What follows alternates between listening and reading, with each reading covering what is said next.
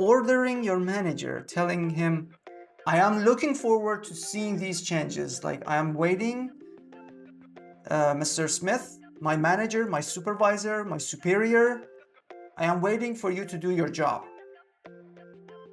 When are you going to do your job? I'm expecting you to immediately make sure the reception area is as perfect as possible. In addition, I would like to ask for a pay raise, please. 20%. When you are successful, there are many people who wish to visit you, book an appointment with you, take your advice, talk to you, get your signature autograph. Maybe they just want to use your services, whatever it is, or maybe your company's services. Well, that means more people will knock on your door or your company's door to check on you, to be in contact with you. And that means you need to start managing people, managing requests and orders, and organize your services. And it's a very, very difficult job. But hey, you're successful, you're famous, and that is why we are here. Welcome to IELTS Juice. Oh, no. We are not going to help you set up a system for that. Instead, we have a letter to assess regarding that. So let's begin. The rubric says, there have been several complaints. Oh boy, of course, we start from complaints. I'm sorry to be the bearer of bad news, but yeah, there have been multiple complaints. About the reception area, okay, that's very specific, where visitors to your company arrive. All right. It doesn't say whether you own the company or not, but this is the visitors to your company. Your manager. Okay, so this basically means you are an employee in the company and you have a manager. Has asked you to suggest how the reception area could be improved. All right. That's another indication that you are not an investor. You are just an employee in a company, and your manager has basically asked you and probably many other colleagues, but we don't care about them.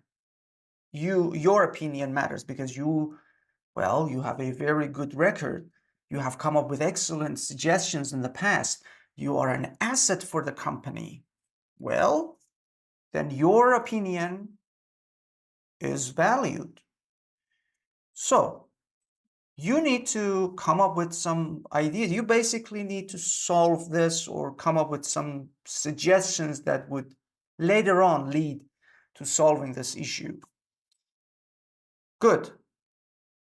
Now, basically, our job is to improve the reception area. What are the things that we need to implement? We need to write a letter to the manager. Okay, so you have done your work, you have done your observation or survey or whatever. You inspected the area, you know what it looks like, where you have read the complaints, and here we are. You want to talk to the manager based on your manager's initial request. You need to put these 3 bullet points in your letter. Describe the complaints that have been made. So there have been several complaints. You have read them all. Your job now is to give your manager some feedback on what the sense of the complaints was or is. Say why the reception area is important. Oh, okay. You know why we do that? Because you need to show the manager that, they need to convince investors, shareholders, to put more money in the reception area, to invest money in the reception area. Why? Because it's important. Why is it important? That's the part that we are going to address in this letter. Suggest how the reception area could be improved. Key element. Your brain, your thoughts, Your experience matter here. This is the exact place where you shine. Now, with those 3 bullet points out of the way and the analysis, generally out of the way, we just start reading the candidate's response now. Dear Mr. Smith. Okay, so Mr. Smith is our manager, maybe our immediate manager, but whoever he is, he is superior to us. So we are talking to our superior. I am writing to you concerning some complaints which have been made in the reception area. Okay, this is a good opening. Managers usually are busy, and you go ahead and write something. You tell them the gist of what they are expected to understand in the following sentences or paragraphs. One thing before I continue. It's not mandatory. You don't have to do what I'm about to tell you, but remember, first, your manager gave you a task.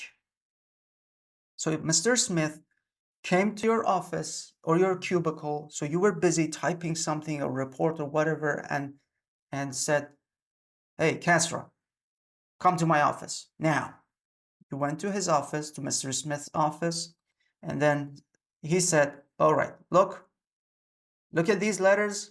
I don't have time to go through them. These are all the complaints we have received so far. Go through them. Tell me what it is. It's related to the reception area.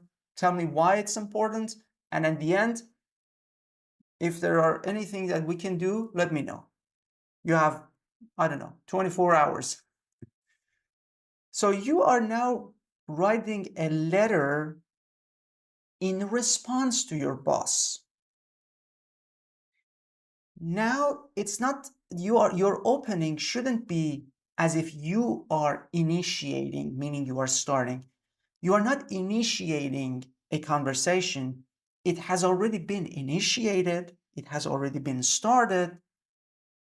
And you are now writing the second letter in response to the request. It is better for a better, higher score. It is better to mention it at the beginning for this particular task. It's not general. For this particular task, you need to write and say that, yes, in reference or with reference to your request made in my office back in blah blah date, I would like to present you the results that you kindly asked me to prepare. This is regarding the set of complaints that we received in the reception area.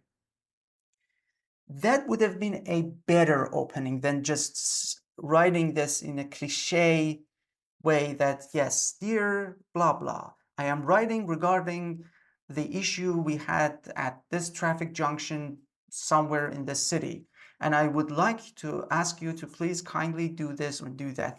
That is when you initiate a conversation.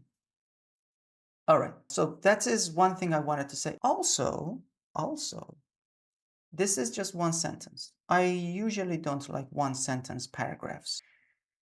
The complaints mainly are related to the lack of chairs in the reception area in which visitors, the complaints mainly are related. It's present simple. Why is it all of a sudden past?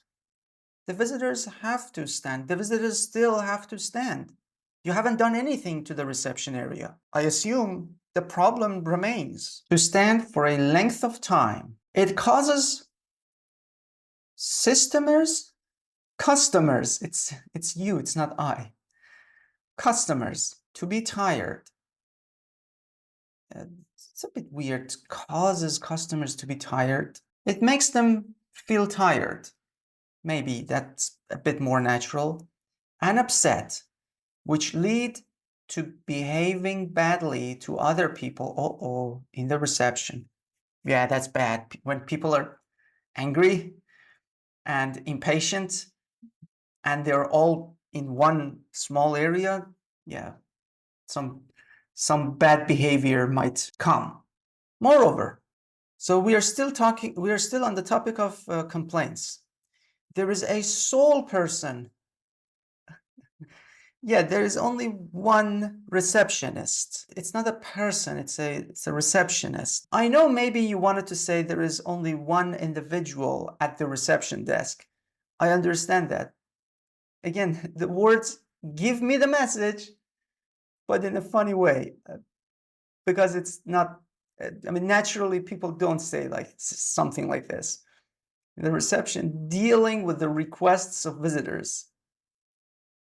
With the requests of visitors is again very wordy. You can say visitors apostrophe requests leads to being which. There's a key element missing here. There's a key connector missing, which leads to being overcrowded and the environment being noisy. I don't need this either. We need gerund, not present progressive. Okay, good. So two issues. There are not enough chairs, and there is only one receptionist who handles all the requests. All right, cool. I wish these two elements were all in one paragraph with a good topic sentence, but in task 1, paragraphing is only assessed for 7+ levels. Maybe the candidate is happy with anything below 7. So, okay.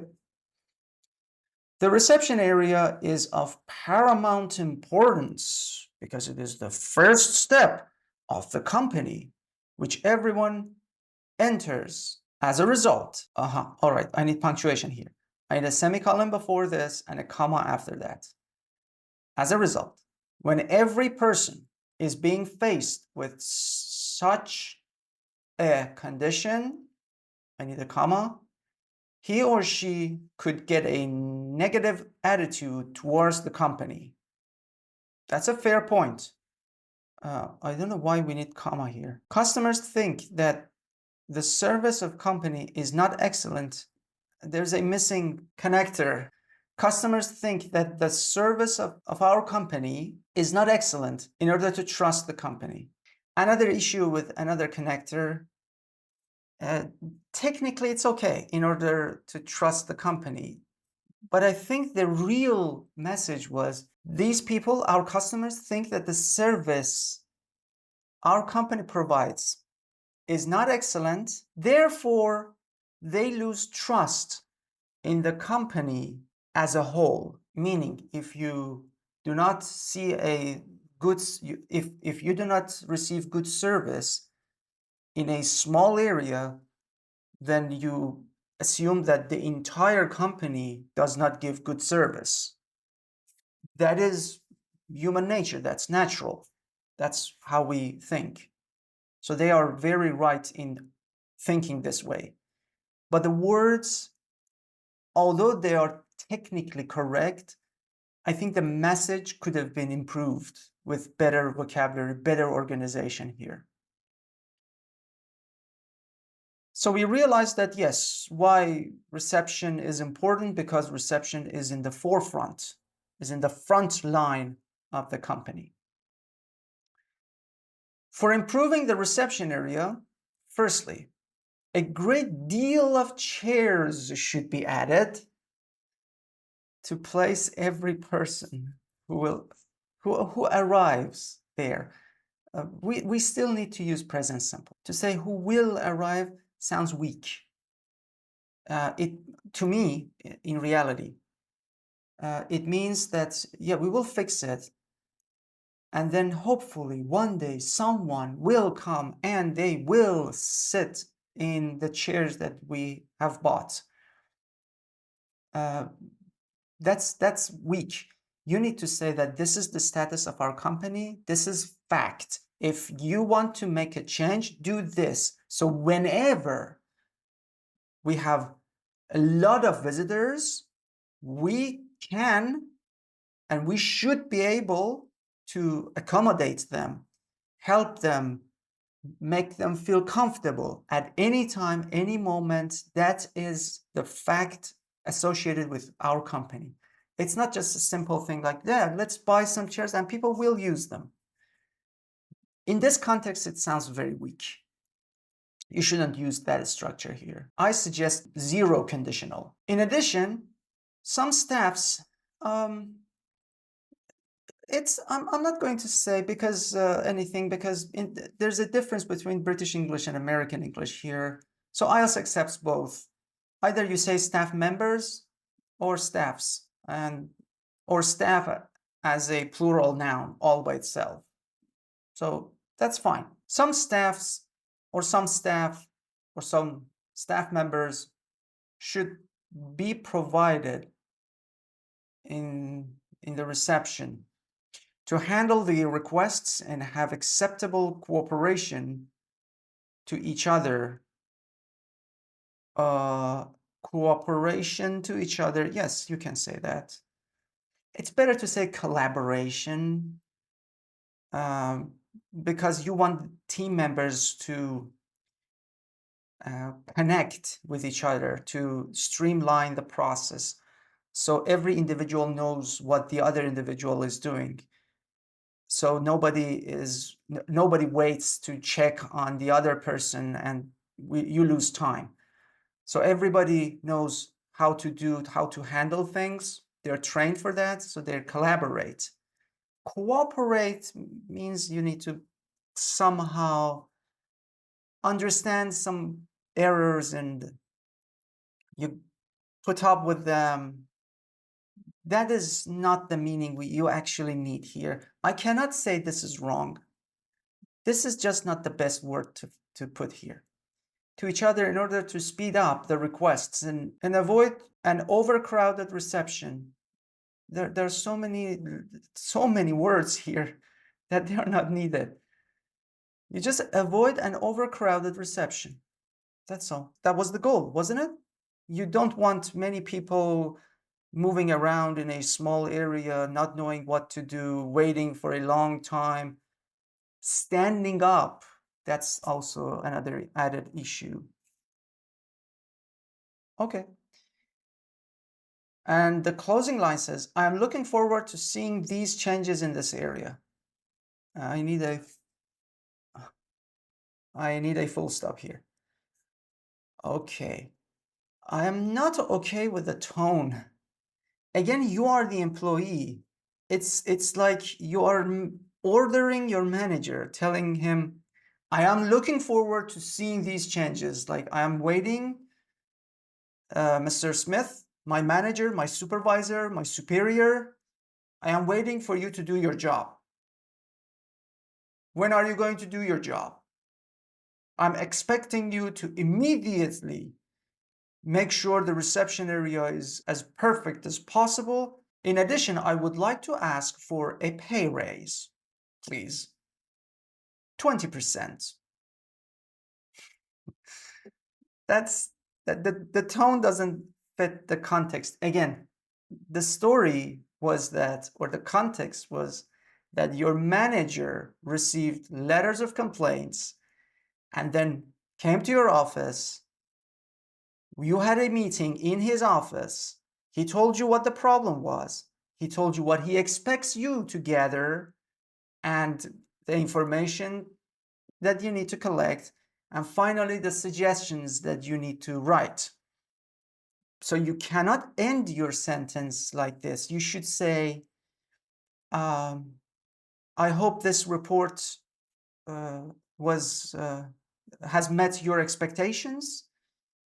Should you need any more assistance or more information regarding the matter, please let me know. And if there is anything I can do to help to precipitate or to hasten or to make this process go faster, do not hesitate to let me know. Something like this. As an employee, you need to show that you are open to the challenge and you are going to accept it, and this is what they expect you to do. So because you were involved in data gathering and sorting the solutions, You are the best person to also in future meetings and communications be involved in the process. And really, if everything goes well, you can expect a pay raise. Why not? That's a cheerful thought. Best wishes. It's a business. You don't write best wishes. Oh, best wishes. I wish you have a jolly, beautiful, nice life. No, please, no. Use regards. When in doubt, use regards. But in this case, because you started with your salutation with the name of the individual, you can also finish it sincerely yours. And that would be a very formal ending of this letter. 218 words. That is a decent number of words. So let's look at the band descriptors. All right. First, yes, task achievement. Yes. The tone is not consistent. In the middle of the paragraph, the tone is like an employee, but at the beginning a little bit, and especially the closing line, where it felt like you are a customer. You are one of those visitors who went to the reception and wasn't very pleased with the service, and you are one of the people there who wrote a complaint, and then you are expecting results. So yeah, the valediction, that's the part says best wishes, also needed to be more formal. But in other areas, the tone was really, really formal and acceptable. Paragraphing is an issue, but I mean, we just had, I think we had 2 sentence paragraphs, I guess, at least 2 sentence paragraphs. We followed the logical organization of the bullet points in the rubric. That's fine, but inside we didn't know. I thought we only came up with one content of the first body paragraph, the one that we were supposed to show and disclose the number of complaints. Well, there were 2 body paragraphs. There were 2 basically major complaints, or we categorized them in that way. That's why this has an overall progression. So the progression inside was not very well. I had faulty connection between sentences in at least 2 instances, and one missing which damages our referencing. Generally speaking, grammar and vocabulary, I can say that the range didn't really surprise me. In both cases, the range was quite okay. And in vocabulary, we had more attempts than lexical, than grammatical range and accuracy to come up with some advanced vocabulary here, but we had many inaccurate words. Words did not confuse me. They weren't natural, but they weren't confusing either. Grammar confused me a bit. There was a part that we should have used zero conditional. Another part we had present progressive. We didn't need to. Another part we had past simple, which is not necessary because we still have the problem. The problem still is there. We basically need to say that's the fact. And by the time I'm writing this report, nothing has been done yet. So we still have the same problem. Anyway, with everything else out of the way, 6 is a very good score for this letter. I hope one of the takeaways, you have had many takeaways today, but one of the takeaways for this was that you actually understood how to analyze, how a letter and how to put yourself in a scenario. Because I'm sure if the writer had witnessed that, had actually put him or herself in that position, we wouldn't have seen a letter like this, that the tone changes from an employee to a visitor or vice versa. So this, to come up with a realistic scenario is key. On that note, I hope next time I'll be assessing your letter or essay. Who knows? Take care.